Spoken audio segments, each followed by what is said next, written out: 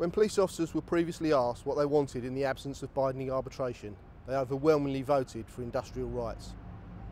Is this really what this government wants with the Olympics just around the corner?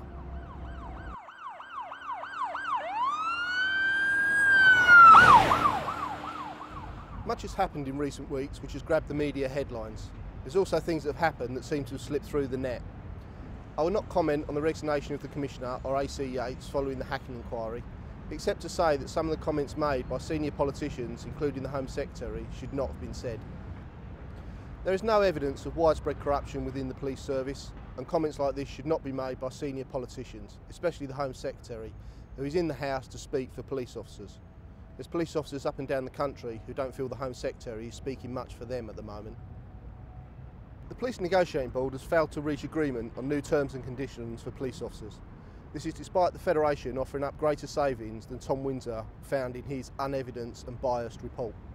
Our suggestions were based on sound evidence, unlike much of Tom Windsor's report, and the fact that it has now gone to arbitration seems to have been totally missed by the media in light of the phone hacking scandal. Mr Windsor has also suggested quite strongly that the Police Federation are unwilling or refusing to negotiate on Windsor 2. This is untrue. We're unwilling to negotiate on Windsor 2 because we don't yet know the outcome of Windsor 1. Along with other public sector workers, we're going to be asked to pay more into our pension scheme.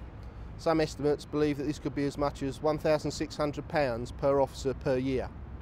This is on top of a 2-year pay freeze and also a pay freeze for officers who have not yet reached the top of the pay scale. This is having a detrimental effect on officers' standard of living within London. Changes to police overtime and their pay and conditions is demoralising a workforce. We understand that everybody's in this and that everybody needs to play their part in repairing the public service finances. However, we did not cause this, and we feel that we're being singled out for a harsher beating than anyone else within the public sector.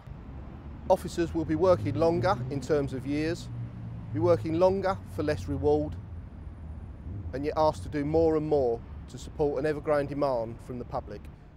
In reality, the police bill is a very small part of government spending, which leads me to believe that these cuts are not about saving the public purse, but are actually an out-and-out attack on police officers' pay and conditions.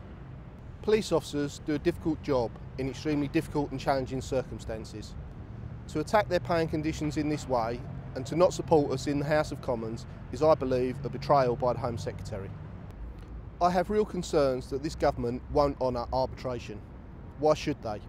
Many of the promises they made to other people on the way to being elected have already been broken. Why should the police service be any different?